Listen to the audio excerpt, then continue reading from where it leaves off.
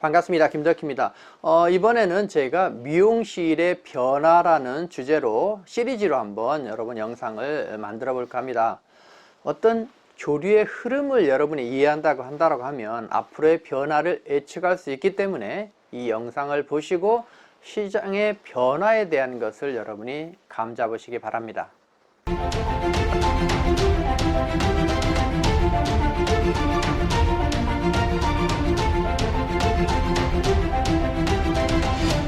첫 번째로 드라이 시장이 왜 사라지고 있는가 라는 주제로 여러분과 이야기를 나눠보고자 합니다.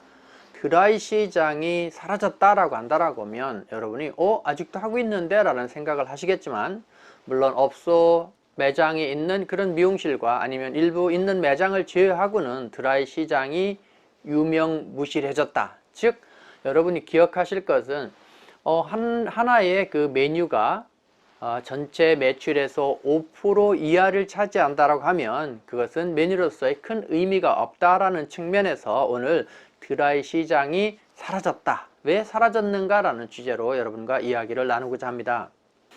드라이 시장에 사라진 이유 첫 번째는 열펌 시장이 확대가 아닌가 합니다. 그동안 열펌이 꾸준하게 성장하고 발전해서 정말 다양한 테크닉으로 버전업이 되었어요. 그래서 세팅 파마, 디테일 파마, 아이롱부터 뿌리 살리는 것부터 아주 다양한 머리로 확대가 되면서, 즉 이 펌이 드라이가 필요 없는 펌으로 진화를 한 거죠. 그래서 사람들이 드라이를 안 해도 될 만큼의 정말 자연스러운 내추럴한 스타일을 이 미용인들이 해주고 있다는 거죠. 그래서 그 요금이 상승되지만 반대적으로 집에서 아니면 매장에 와서 하는 이 드라이라는 부분이 단순화됐다. 그래서 집에서도 쉽게 홈케어를 할 수 있는 단계에 와 있다라고 우리가 볼 수가 있습니다. 두 번째는 이렇게 자연스러운 스타일을 해줬는데 이것을 손질을 잘하는데, 심지어는 다이슨을 비롯해서 정말 꺾이지 않으면서 손질이 쉬운 이런 기계들이 다양하게 진화하고 있습니다. 초창기만 해도, 즉 80년대 후반 90년대 초창기만 해도 여러분도 기억하시겠지만 가정용 드라이기가 조그맣게 따로 있었습니다. 근데 지금은 집에서 가정용 드라이기를 쓰시는 분이 몇 분이나 되실까요?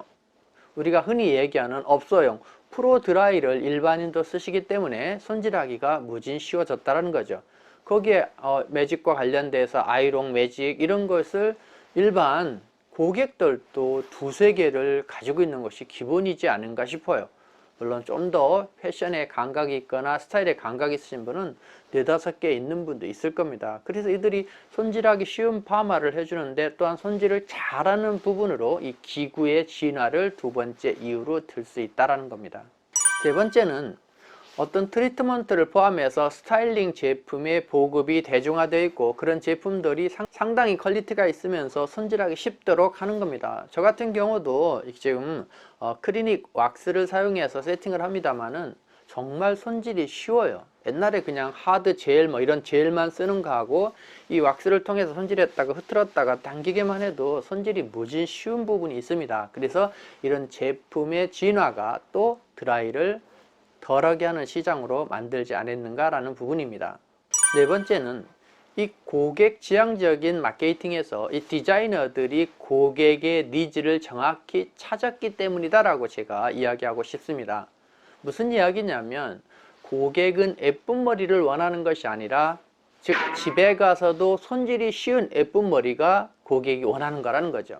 즉 매장에서는 예쁘게 해주는데 집에 가서 자기가 손질이 어려우면 결코 고객은 그것을 원하지 않는 거죠. 그래서 집에서도 손질하기 쉬운 머리를 고객들이 원하기 때문에 그 니즈를 추구해서 이 디자이너들이 손질하기 쉬운 머리로 해주는 겁니다. 그래서 끝은 뻗치지 않고 중간엔 피고 뿌리는 살리고, 그러다 보니까 어떤 시술의 난이도가 높아지고 고가화하는 부분이 있습니다만은, 그걸 통해서 고객이 손질이 용이하도록 하는 니즈를 찾았고 그 니즈를 시장이 맞춰줬기 때문에 그게 이루어졌다. 즉 국민소득, 미용에 대해서 지출하는 소득이 증가가 온 거죠.